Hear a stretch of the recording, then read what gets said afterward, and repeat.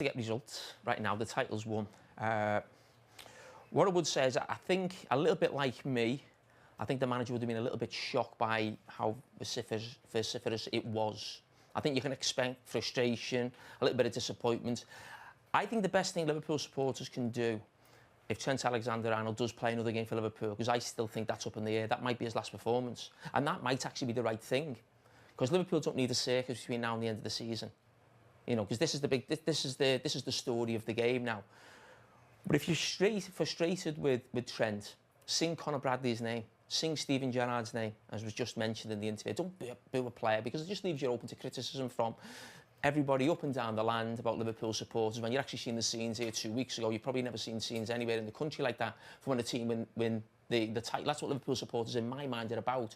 That wasn't representative of them, and I don't like to think of them as like that, but it was a fact. It happened tonight. So I think if Trent does continue to play, and that's also something the manager's got to think about, because he doesn't need this circus or this talk about Trent. He's moving on. He's left the football Does he not club. deserve that moment, though? Certainly on the last day here, to be part of that group that plays in the last game here, to get his hands on the trophy? Yes, of course he does, but he doesn't need to come on the pitch. Everyone will come on the pitch at the end of the game. He doesn't need to be brought on. You know, and I've said before, it's not about a send-off or nothing like that. I mean, he's choosing to leave. You know what I mean? I don't agree with that today. But I don't think there should be a thing where he's, you know, giving this big thing at the end of the season, or he's giving a microphone to give a big speech in front of the crowd. He's choosing to leave the football club, and that's why the frustration's there.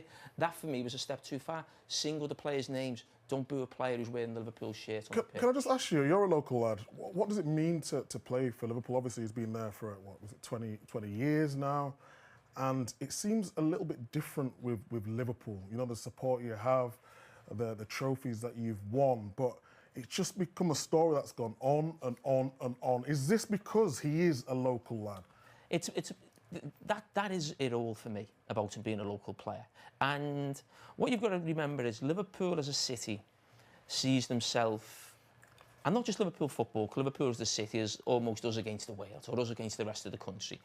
And the Liverpool supporters think that playing for Liverpool is the utmost. And when you're a local player, like Trent is, like I was, you can't see yourself as bigger than the club, or you've almost got to not sacrifice yourself for the club. You're playing for Liverpool, it's a great honour, but you can never be seen to be almost bigger than the club or better than the club. And I always felt when I was playing, and I wanted to be a one-club man, I was determined to be that, but I always think, how do you leave Liverpool? So you can either leave by going to something better. Liverpool supporters are not going to be happy about that, because again, it's like, this is our utmost, this is our ultimate, nothing is better than Liverpool. And also, once I was going to stay, was how do I leave? How long do I stay? Now, I was offered a contract, an extra year at Liverpool, and I turned it down. And the reason I turned it down was because I was a local player playing for Liverpool, because I didn't want to anger or upset the supporters, because I didn't think I was good enough to play for Liverpool every week, or 25, 30 games a season in that last season.